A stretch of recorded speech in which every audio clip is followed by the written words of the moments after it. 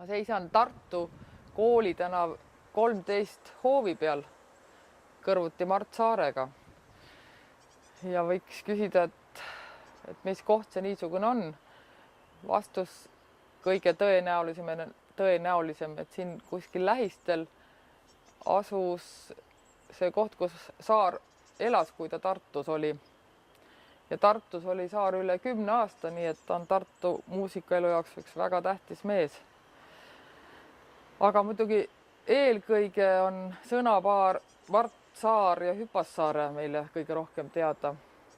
Ja minult on ikka küsitud, et mis ma sinna Hüpassaarte nüüd nii sageli olen sattunud käima või kuidas või miks. Ja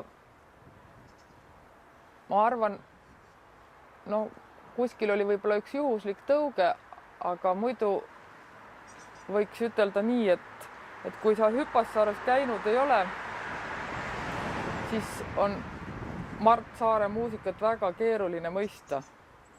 Ja olen sinna sattunud küll üksi, küll kaksi, küll suurte rahvahulkadega, küll ka seda sorti seltskonnaga, kellest võiks esialgu arvata, et neile see Hüpassaare ja Mart Saar nüüd küll korda ei lähe. Aga vaat läheb. Ja ma arvan, et on olemas paigavaim.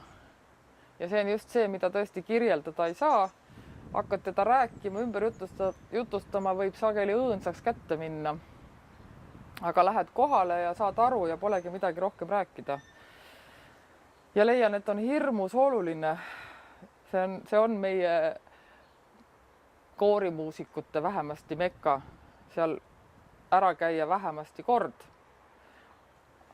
Tore oleks veel mitu korda, mitmel erineval aasta ajal, erinevast vaatenurgast.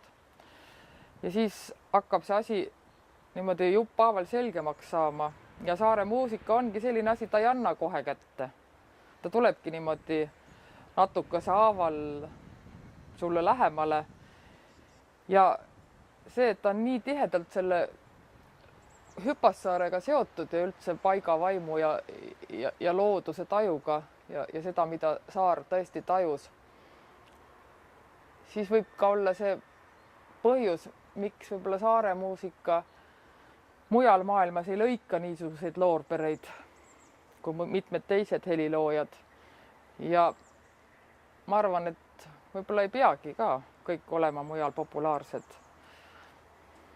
Ja kui me isegi temaga kuidagi sina peale saaks. Ja selleks, et seda esimest sammu teha, tuleks Hüpassaares ära käia.